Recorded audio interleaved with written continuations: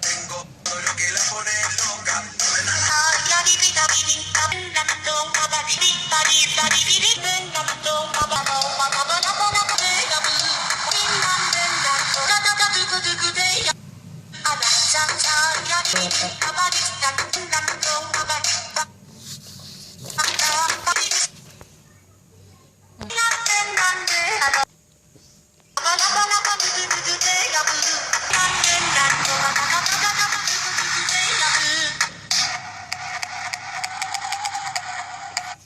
No. Listo. ¿En qué consistió la educación tradicional? La educación tradicional enfatiza mucho que hubo un profesor muy enciclopedista. ¿Por qué? Porque este le impartía sus conocimientos a sus estudiantes, ¿cierto? Y al impartir el conocimiento a sus estudiantes no le importaba lo que el estudiante pensaba sobre esto. Este nada más tenía el mando de lo que estaba enseñando. Él no le importaba de lo que podía derivarse cuyos conocimientos, sino en lo que él estaba impartiendo. Bueno, en cuanto a la disciplina era demasiado estricta. El estudiante se tenía que quedar recto y casi no podía mirar a su compañero, no compartía con su compañero, ni con el del frente, ni con el de atrás. O sea, era solamente centrado hacia el docente.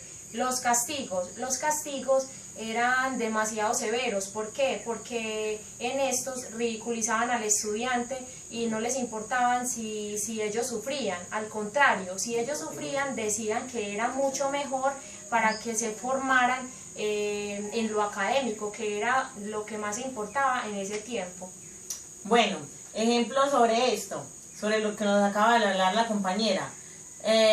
Los maestros ponían al estudiante a que orejas de burro, o que los sentaban en un rincón, o que vueltas a la cancha, o barrer todo en mero solazo la cancha. Planas, también nos ponían a hacer planas. A ver, ¿de qué consistía esta educación? De que el estudiante imitara a su maestro. El estudiante debía ser solamente memorístico, aprenderse cuadernos de memoria, hacer planas, repetir. Era eso, repetir. ¿Cómo era la relación entre maestro y alumno? Porque no se le veía como un estudiante, sino como un ser sin luz. ¿Qué quiere decir esta palabra? ¿Cómo se veía el maestro? Estaba siempre en esta parte. Incluso el salón tenía la estructura de que el escritorio era un poco más alto que el resto de sillas del salón, y el estudiante siempre estaba acá, siempre se dirigía su conocimiento hacia él y él solamente lo recibía. En cambio se puede ver que hoy es al contrario. Hoy al contrario, simplemente el maestro y el estudiante pueden estar en ese contacto directo de desarrollo de pensamiento.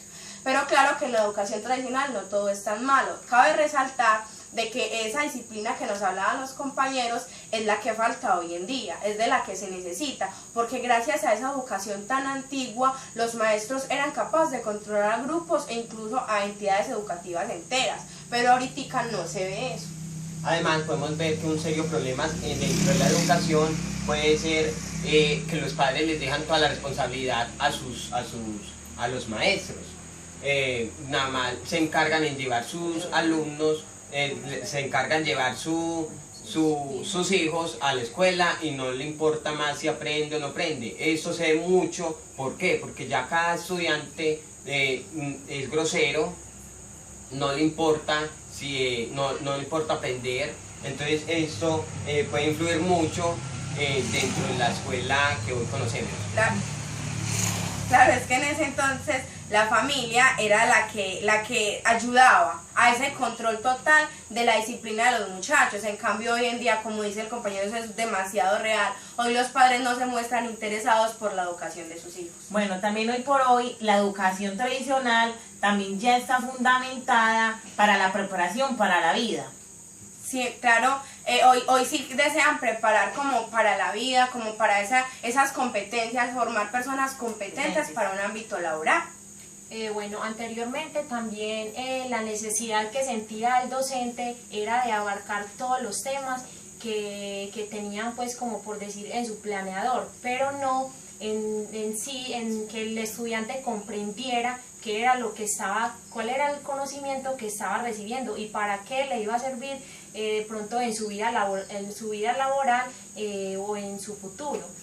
En cambio, hoy por hoy sí se ven como esto, como se busca la educación actual, busca que el alumno, que el estudiante sea una persona analítica, crítica y reflexiva. Bueno, según Hendrix, la enseñanza que deja huella no es la que se hace de cabeza en cabeza, sino de corazón a corazón.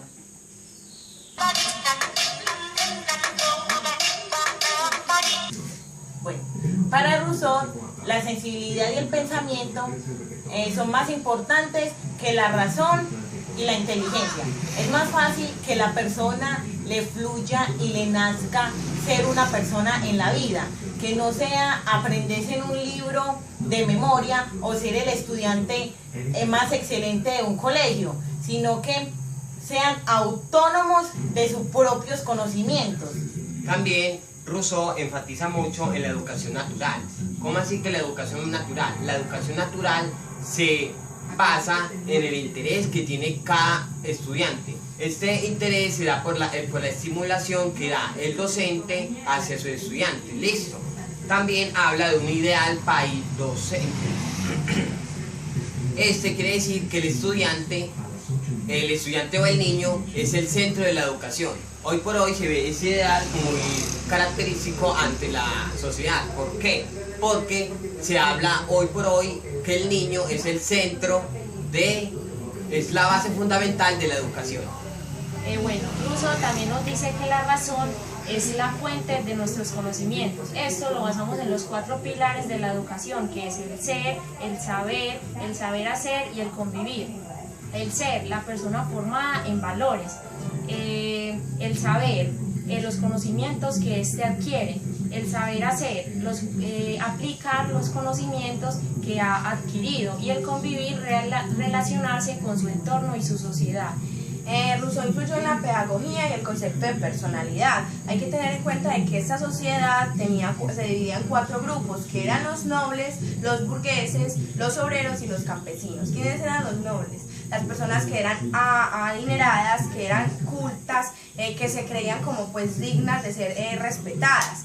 Los burgueses eran con esas mismas características, pero ellos a medida que iba pasando el tiempo tenían más y más dinero, fuera porque fueran hereditarios, tuvieran herencias o porque compraran. Y ya los obreros y campesinos son también pues comunes como en nuestra sociedad. En esa época también se vio la carencia de espontaneidad individualidad, porque eran basados como todas las normas y como respetar a todos los principios en los cuales se basaba esta sociedad. Bueno, una frase de Rousseau: la igualdad de la riqueza debe consistir en que ningún ciudadano sea tan opulento que pueda comprar a otro, ni ninguno tan pobre que se vea obligado a venderse.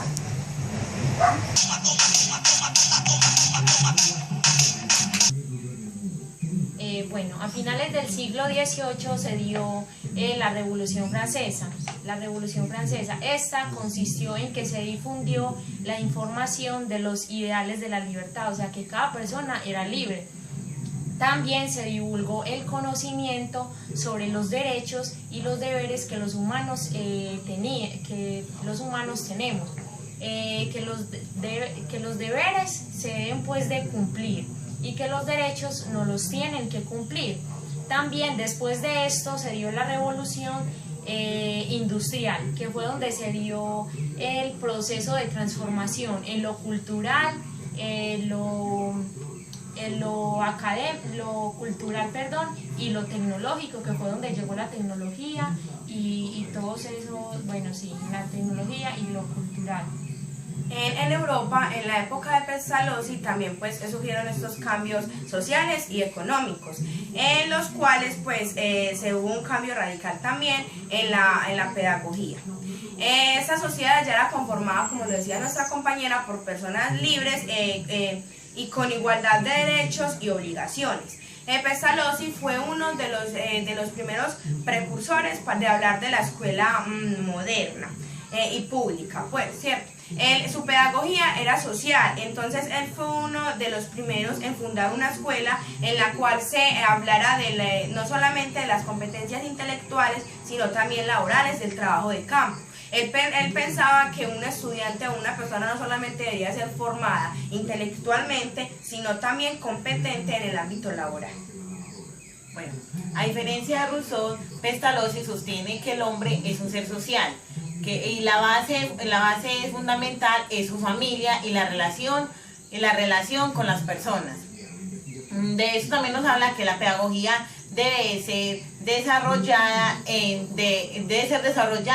en potencialidades innatas propias del niño, que el niño se desenvuelva a través de un desarrollo, a través de un ambiente de libertad y el respeto de personalidad.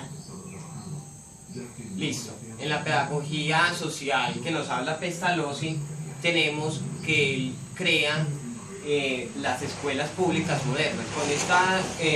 Con lo que se dio, nos trae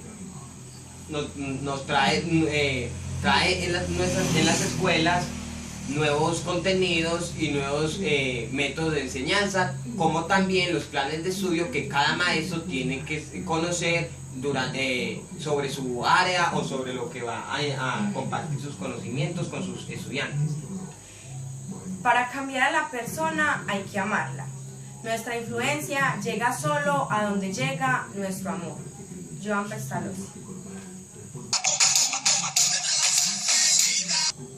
Herbart dice que el estudiante debe sentirse motivado e interesado por el aprendizaje. Este interés solo se logra si los contenidos que se estudian son útiles y sirven. Herbart enfatiza que el maestro debe ser el coordinador o el orientador del proceso del aprendizaje del estudiante, ya que el papel activo lo hace el alumno.